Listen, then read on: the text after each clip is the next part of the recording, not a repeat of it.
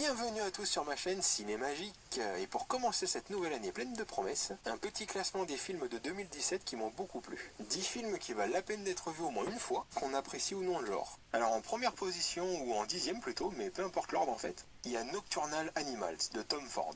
Les acteurs, la narration, le visuel sont vraiment forts et le récit assez dense. Sans parler de cette scène finale sublimée par une très jolie musique. Quand on lit un livre, on s'imagine ce qu'on lit. C'est le film dans un film qui raconte l'histoire d'un film que l'on se fait par rapport à ce qu'on lit d'un livre, où se mélange ce que l'on pense, ce que l'on a vécu, ce que l'on espère, rendant la perception de ce qui est vrai très délicate. Le film joue sur l'interprétation permanente, autant pour nous que pour les personnages du film, et ceux du livre.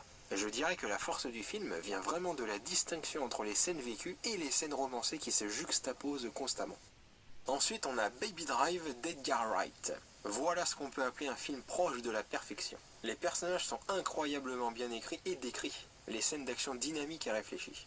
Le film est fait comme une composition musicale, changeant de ton et de genre régulièrement, comme si les images émanaient de la musique. Que ça soit le cadrage, les personnages, leurs dialogues, les mouvements ou la gestuelle, tout est fait dans un rythme et un tempo particulier. Il est original, bourré d'ingéniosité, et joue avec les codes du ou des genres pour les détourner et nous surprendre constamment. Le film suivant, c'est Dunkerque de Christopher Nolan. Un film sur lequel j'y avais fait une critique, donc si ça vous intéresse, n'hésitez pas. Ce qu'on peut retenir du film, c'est qu'il est vraiment très immersif. Il nous fait vivre un véritable voyage sensoriel à travers les images, des sons qui nous traversent le corps, comme si on y était. Nolan nous montre qu'on peut faire un blockbuster aussi captivant qu'intelligent. Ce qui était fort aussi, c'est qu'il avait parfaitement su intégrer son univers à cette histoire réelle. Je voyais ce film comme une sorte de conclusion de toute la mécanique des films qu'il nous avait présentés jusqu'à maintenant. Le prochain film, c'est Brimstone de Martin Koolhoven, qui vient de nous pondre un western, un peu thriller horrifique et d'une noirceur intense. Il est cash sans tabou, dramatique aux limites de l'éthique, avec certaines scènes qui peuvent vraiment gêner le spectateur. Plus on avance et plus on recule. C'est une histoire qui prend sens à travers le temps, découpée en 4 chapitres où chacun possède une portée autant individuelle qu'universelle. Le personnage du pasteur est monumental. Il y a beaucoup de violence exprimée par sa simple présence. C'est un film très marquant sous tous ses aspects, avec beaucoup de symbolisme dans les couleurs, dans les plans, dans la musique, et d'une densité folle dans sa construction. À voir au moins une fois, mais c'est vrai que c'est pas le genre de film qu'on va revoir. Alors le film suivant, ça sera The Lost City of Z de James Gray. Un très bon film passé un peu inaperçu, alors que pourtant, il possède beaucoup de qualités.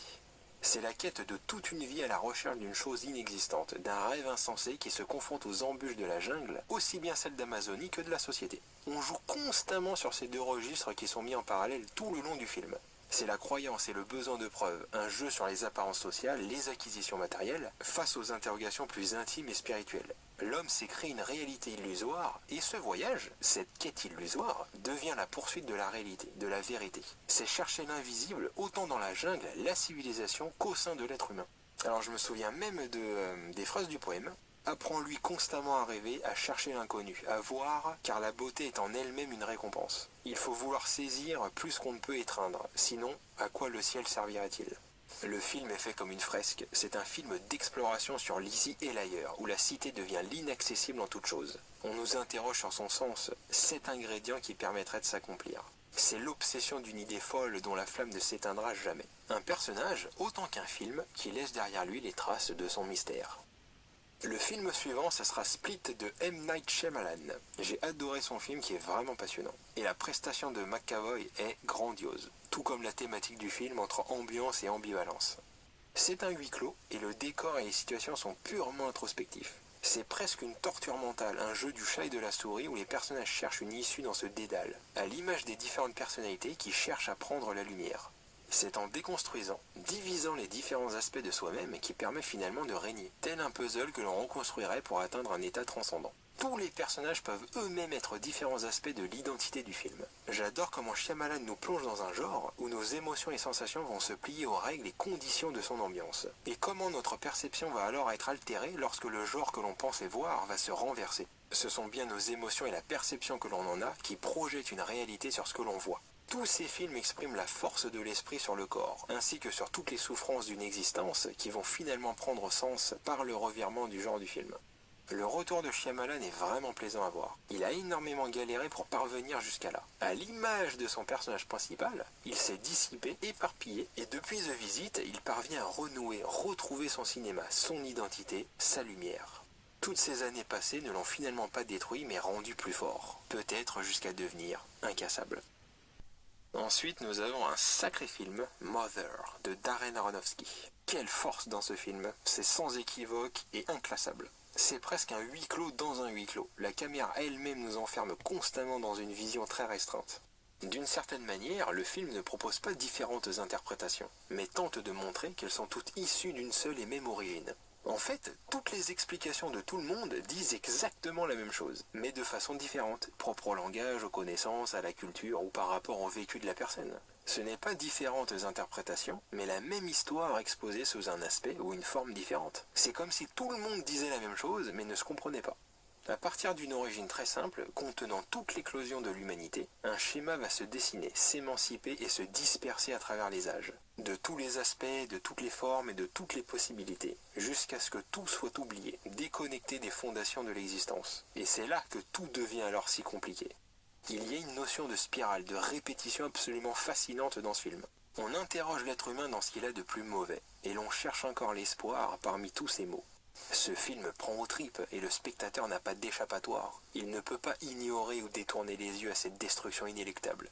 C'est de l'horreur et pourtant si touchant, déchirant. C'est vraiment un film puissant et viscéral, le genre où l'on n'en ressort vraiment pas indemne.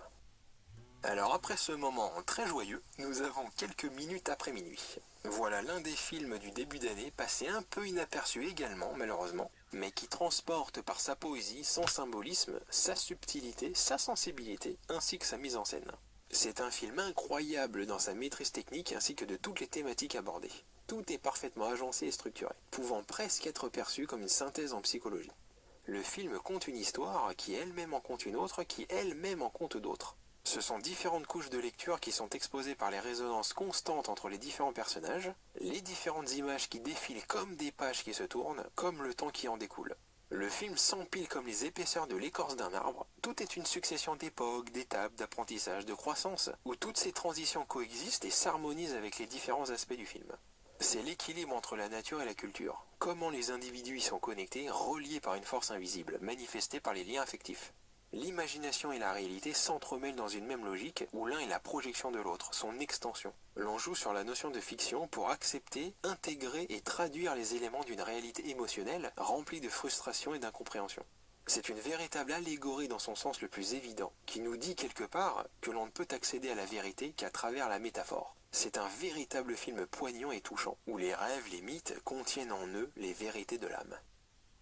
Alors il ne reste plus que 2 films, et l'un d'eux est Blade Runner 2049 de Denis Villeneuve. Alors là, il y a beaucoup de choses à dire. L'univers est d'une densité folle, aussi bien par l'esthétique, l'ambiance, le sonore, la couleur et la lumière. Il y a une intensité charnelle dans ce film qui se chevauche au spirituel. Un contraste entre la froideur et la chaleur, qui se mêle, se cherche sur la longue route de la contemplation, et qui surgit, voire surprend à nous envahir d'émotions.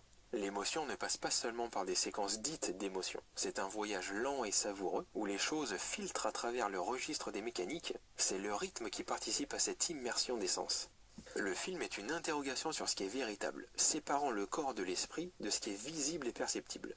Entre l'authentique et le synthétique, le spectateur se trouve lui-même projeté dans cet univers, où les interrogations des personnages deviennent les nôtres. À force de réfléchir pour savoir si Descartes est un humain ou un répliquant, on finit par se définir soi-même, et non plus chercher une véracité au film. C'est le rapport au spectateur et sa capacité à s'interroger qui le définit, comme si par nos réflexions, on se prouvait que l'on était humain.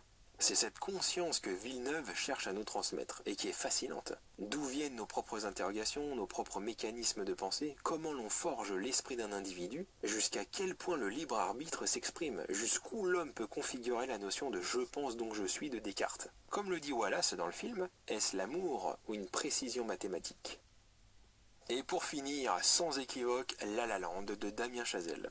Dans ce film, tout est en corrélation constante avec la musicalité, que ce soit les personnages, le thème, la musique, le cadrage, les couleurs, les dialogues, la gestuelle, les saisons, le choix de la ville et de ce qu'elle évoque. Il y a une véritable harmonisation du son et de l'image, un travail remarquable sur tous les aspects. C'est un film qui vibre par sa passion, sa générosité. Il nous est offert presque de manière désintéressée. Un film de rêve et pourtant très réaliste. J'aime beaucoup faire les classements de films comme ça à la fin de l'année. Et souvent chaque mois, pour ceux qui aiment également en faire, le classement est remis en question et on s'amuse à les comparer, les reclasser, voir ce qui a changé ou évolué. Et ce plaisir se décline jusqu'à la fin de l'année. Mais avec ce film-là, je me souviens qu'en sortant de la salle, je ne disais rien. J'avais toutes ces émotions qui m'envahissaient et finalement je n'ai pas pu parler. Le temps de revenir à la réalité, j'ai dit à la personne qui m'accompagnait, eh bien ça va paraître dingue, puisqu'on n'était qu'en janvier, mais je crois qu'on vient de voir le film de l'année. Mais finalement, ça a été le cas. Moi qui aime bien réfléchir et analyser, ce film m'a transporté. Je me suis senti habité tout au long du film, et même de l'année pour vous dire, encore aujourd'hui j'y pense, je l'ai vraiment trouvé enivrant et envoûtant, faisant complètement chavirer l'intellect pour vivre une expérience bouleversante. Quand un film nous touche profondément, il s'élève complètement au-dessus de tout le reste. Que ça soit le cinéma ou dans la vie, tout prend un sens, une autre dimension, lorsque l'on est traversé par des émotions aussi fortes. Ce film est tout simplement magique. Voilà pour ce classement. On peut dire que 2017 aura été riche en termes de films. On peut espérer que cette nouvelle année sera aussi passionnante que la précédente, aussi bien pour moi que pour vous. Un petit conseil pour la route, oubliez les attentes, les anticipations, les certitudes, les comparaisons et laissez-vous aller à la magie du cinéma. Vivez l'expérience comme si chaque film était unique. Je vous souhaite à tous une très bonne année et une bonne santé et que la magie soit avec vous.